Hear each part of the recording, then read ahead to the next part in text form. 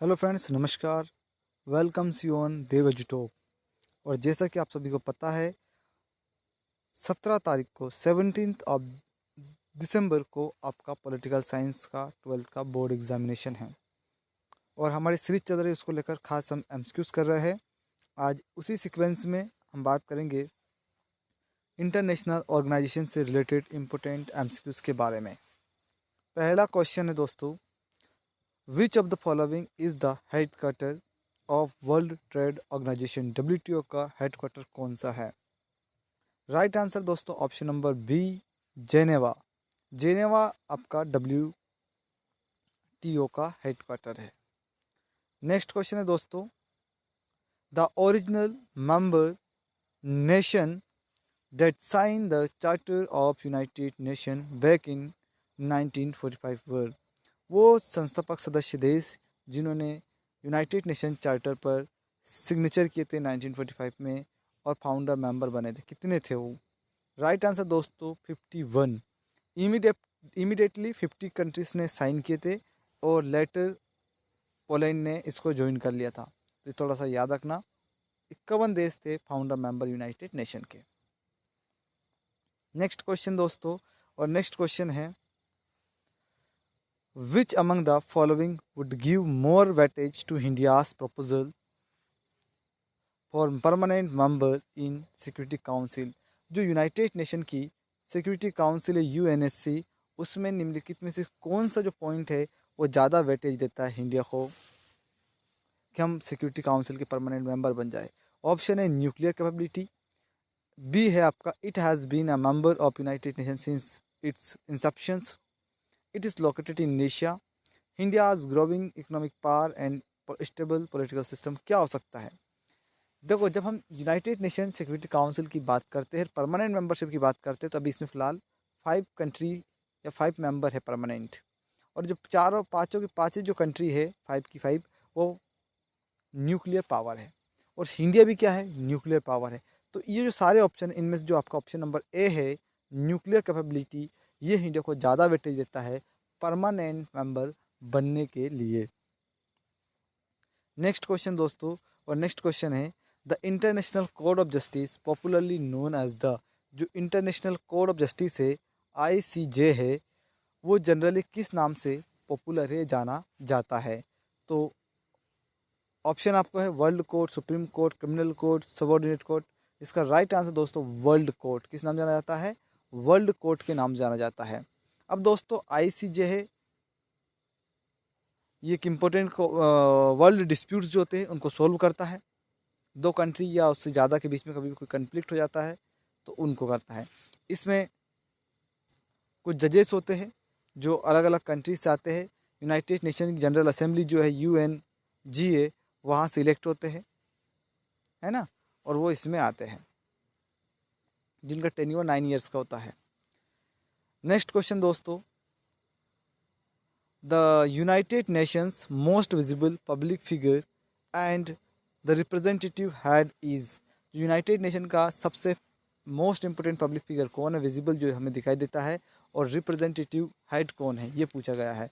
तो ऑप्शन आपको है chief executive officer CEO, secretary general, administrative officer, deputy general. तो राइट आंसर दोस्तों सेक्रेटरी जनरल। और प्रेजेंट में कौन है? तो प्रेजेंट में जो secretary general of United nation है वो है आपके एंटोनियो गुटरेस। एंटोनियो गुटरेस कहाँ के हैं? तो जो आपके एंटोनियो गुटरेस है, ये सब पुर्तगाल के प्राइम मिनिस्टर रह चुके हैं और पुर्तगाल के रहने वाले हैं, दूसरी बार बने हैं। नेक्स्ट क्वेश्चन है दोस्तों,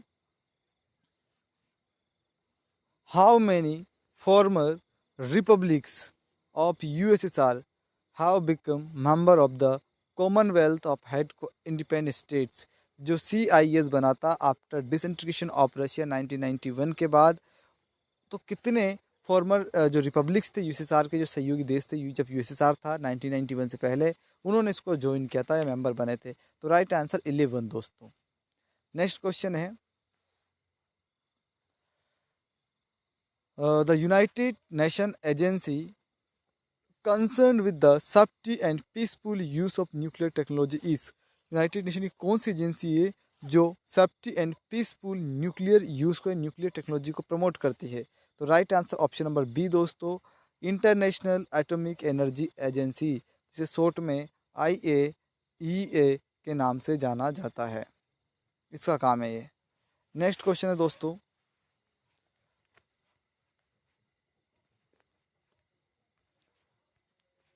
India become a member of United nation in, India कब यूनाइटेड नेशन का मेंबर बना था, ये पूछा गया है दोस्तों। तो राइट आंसर है ऑप्शन नंबर ए 1945। 1945 में इंडिया क्या बन गया था, यूनाइटेड नेशन का मेंबर बन गया था। 30 अक्टूबर 1945 को इंडिया क्या बना था, यूनाइटेड नेशन का मेंबर बना था। जबकि 24 अक्टूबर 1945 में आपका यूनाइटेड नेशन क्रिएट हुआ था या बना था। ये थोड़ा सा आपको याद रखना है दोस्तों। आई होप कि आपको बहुत कुछ समझ में आ रहा होगा।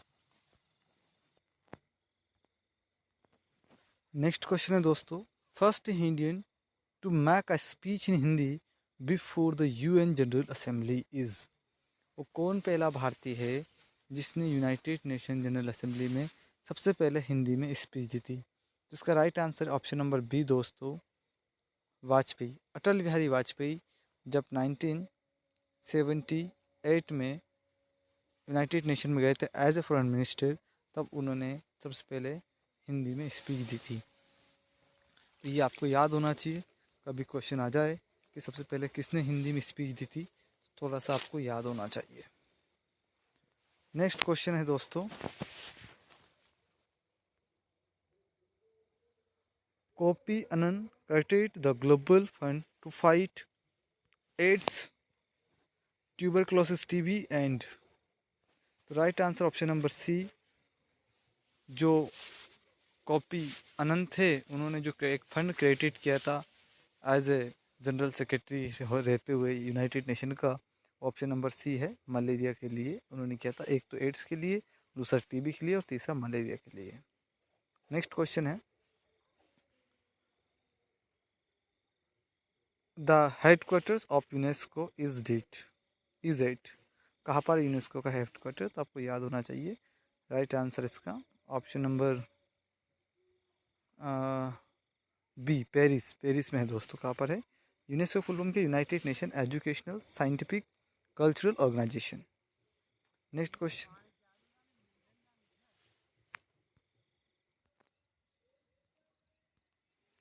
नेक्स्ट क्वेश्चन है दोस्तों, who was the first woman president of UN general assembly, united nation general assembly की पहली महिला प्रेसिडेंट यानी अध्यक्ष कौन थी। ऑप्शन है सरोजिनी नायडू, अरुणा असफ अली, विजयलक्ष्मी पंडित, राजकुमारी अमृत कौर। राइट आंसर दोस्तों, विजयलक्ष्मी पंडित। ये इंडियन थी और यूनाइटेड नेशन जनरल असेंबली की अध्यक्ष बनने वाली पहली महिला थी। जब से यूनाइटेड नेशन बना है तब से हर साल सितंबर के मंथ में यूनाइटेड नेशन जनरल असेंबली का सेशन होता है और उसमें उसके 193 जो मेंबर्स है वो सब भाग लेते हैं। तो उस सेशन की में अध्यक्ष चुना जाता है जो एक साल के लिए अध्यक्ष होता है। तो ऐसे विजयलक्ष्मी पंडित बनी थी। नेक्स्ट क्वेश्चन है दोस्तों, which of the following is not associate with the united nation, जो आपको ऑप्शन दे रखे हैं ऑर्गेनाइजेशन के, इनमें से कौन सा UN से एसोसिएट नहीं है। ILO इंटरनेशनल लेबर ऑर्गेनाइजेशन है, WHO वर्ल्ड हेल्थ ऑर्गेनाइजेशन है, लेकिन ऑप्शन नंबर जो सी है दोस्तों, आसियान, आसियान का कोई संबंध नहीं किससे, यूनाइटेड नेशन से। नेक्स्ट क्वेश्चन है दोस्तों, which of the following is used as the logo of world wide fund for nature, जो वर्ल्ड वाइड फंड है नेचर के लिए WWF, उसका लोगो में किसका यूज़ किया जाता है। तो right answer option number B, panda, एक एनिमल है जिसको यूज़ एज अ लोगो में किया जाता है। नेक्स्ट क्वेश्चन है दोस्तों, the more weightage to India's proposal for permanent membership in security council क्या हो सकता है, nuclear capability, located in Asia, India's membership in united nation, India's growing economic power and stable democracy. Yes, option number D ये correct answer हो सकता है इसका। Next question है दोस्तों, which of the following is not associated, तो ये भी देखा अभी अपन ने, एशियान था इसमें। नेक्स्ट क्वेश्चन है दोस्तों, इंपॉर्टेंट क्वेश्चन है, united nation was not created to take humanity to the heaven, but the save it from the hell who made this statement. ये स्टेटमेंट किसने दिया था कि यूनाइटेड नेशन आपको मानवता के लिए स्वर्ग ऐसा नहीं है, लेकिन उनको नर्क से जरूर बचाता है। स्टेटमेंट था दोस्तों ऑप्शन नंबर डी, डेग हमर्स जोल्ड का। नेक्स्ट क्वेश्चन है दोस्तों, एक्सपेंड आई ए ई ए, तो इसका फुल फॉर्म क्या है दोस्तों? तो इसका राइट आंसर है International atomic energy Agency, option number C.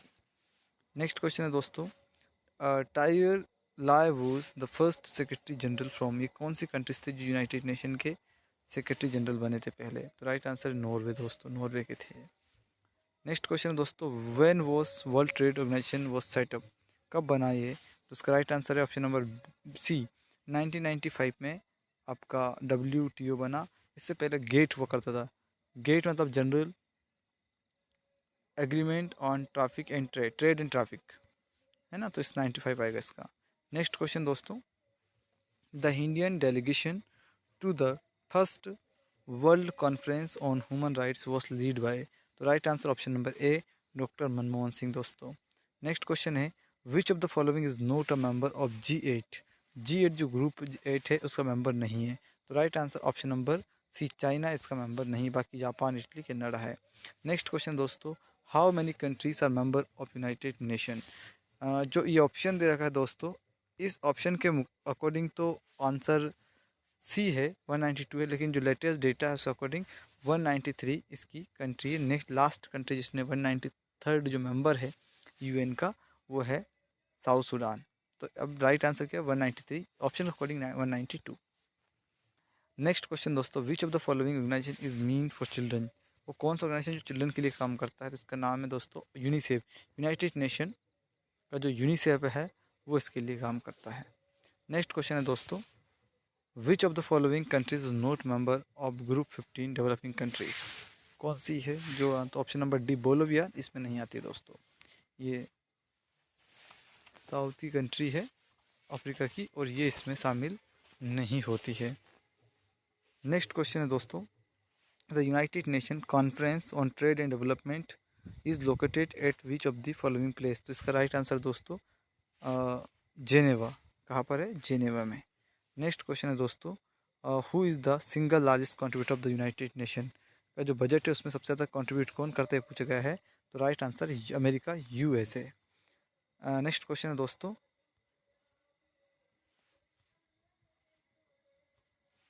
Which of the following has veto power in security council, किसको वीटो पावर है? तो जो ये ऑप्शन दे रखे इसमें दोस्तों सिर्फ अमेरिका वो कंट्री है जिसको वीटो पावर है, बाकी इनको किसी को भी नहीं है। दोस्तों नेक्स्ट क्वेश्चन है, which of the following has veto power in security council, भैया वीटो पावर किसको होती है? जो सिक्योरिटी काउंसिल का परमानेंट मेंबर है, इनमें से कौन है आप देख लो। तो आपका अमेरिका जो है, US जो है, उसको क्या है? वीटो पावर है, क्योंकि वो परमानेंट मेंबर है। आपको पता है यूनाइटेड नेशन में जो सिक्योरिटी काउंसिल है उसमें टोटल 15 मेंबर्स है, 5 परमानेंट और 10 आपके टेम्परेरी या नॉन परमानेंट मेंबर है। जो परमानेंट मेंबर है उसमें आपका चाइना, आपका France, United kingdom UK, USA and Russia, ये 5 है। इसलिए India United nation security council का मेंबर है पर परमानेंट मेंबर है ऐसा नहीं। नेक्स्ट क्वेश्चन दोस्तों, which of the following is a genuine contender for becoming a permanent member of security council, इनमें से कौन? क्वेश्चन पूछा गया है तो आपका इसमें राइट आंसर देखो, पूछा गया है जेन्युइन कंटेंडर जो दावेदार है। चाइना तो ऑलरेडी परमानेंट मेंबर है, फ्रांस भी है, पाकिस्तान भी, इसमें आपका आएगा इंडिया। नेक्स्ट क्वेश्चन है दोस्तों, विच UN body deal with population problem, कौन सी यूनाइटेड नेशन की जो बॉडी है वो पॉपुलेशन प्रॉब्लम को डील करती है, यह कहा गया है? तो दोस्तों इसका राइट आंसर है ऑप्शन नंबर ए, UNFPA, है ना। नेक्स्ट क्वेश्चन है दोस्तों, United nation security council has permanent and non permanent member कितने, तो आपको पता है, मैंने अभी बताया था आपको कि यूनाइटेड नेशन सिक्योरिटी काउंसिल में टोटल 15 मेंबर है, 5 आपके परमानेंट है और 10 आपके नॉन परमानेंट है। अभी मैंने परमानेंट मेंबर्स के नेम बताए थे आपको, China, USA, UK, France and Russia. और टेम्परेरी मेंबर 10 है, उसमें आपका इंडिया है। परमानेंट मेंबर्स जो होते हैं उनको एक स्पेशल पावर होता है जिसे वीटो पावर कहा जाता है, जबकि जो आपके नॉन परमानेंट मेंबर है उनके पास किसी प्रकार की वीटो नहीं होती है। इनका टेन्योर 2 ईयर्स के लिए होते हैं और ये इमीडिएटली, जैसे कि कोई अभी इंडिया परमानेंट मेंबर है, सॉरी टेम्परेरी मेंबर है यूनाइटेड नेशन सिक्योरिटी काउंसिल का, अब उसके जैसे 2 साल पूरे होंगे, 2 ईयर्स का जो टेन्योर है, कार्यकाल है, वो पूरा होगा, उसके बाद वो डबल से immediately United nation security council का मेंबर नहीं बन सकता है। तो दोस्तों ये आपने देखा है। अभी आपको इतना याद रखना है, यूनाइटेड नेशन सिक्योरिटी काउंसिल का जो वीटो पावर है परमानेंट मेंबर्स को होता है, और इसका जो मेन हेड होता है यूनाइटेड नेशन सिक्योरिटी काउंसिल का, वो आपका जनरल सेक्रेटरी जनरल या जनरल सेक्रेटरी होता है, जो प्रेजेंट में एंटोनियो गुटेरेस, जो पुर्तगाल के प्राइम मिनिस्टर है फॉर्मर, वो है, दूसरी बार वो बने हैं। उनसे पहले बान की मून थे जो साउथ कोरिया के नेता लीडर रहे हैं। तो दोस्तों आपने ये देखा है, इसके अलावा यूनाइटेड नेशन के बहुत सारे विंग्स होते हैं, बहुत सारे ऑर्गन्स होते हैं। जो इंपॉर्टेंट ऑर्गन्स और 5 ऑर्गन्स है यूनाइटेड नेशन के, आपका यूनाइटेड नेशन जनरल असेंबली, उसमें 193 मेंबर्स है। यूनाइटेड नेशन जनरल असेंबली के बाद में दोस्तों आपका United nation security council, United nation security council के बाद में international court of justice, United nation secretariat जहाँ से पूरा कामकाज चलता है यूनाइटेड नेशन का। उसके अलावा दोस्तों आपका ट्रस्टशिप। तो ये बहुत सारे ऑर्गन्स है, वो हम नेक्स्ट वीडियो में डिस्कस करेंगे, जो इसके बाद आपको मिल जाएगा लिंक में। फिलहाल अभी के लिए इतना ही। अगर आपको कुछ भी डाउट हो दोस्तों बिल्कुल क्वेश्चन कीजिएगा, हम उस पर डिस्कस करेंगे और चर्चा करेंगे। जय हिंद, जय भारत।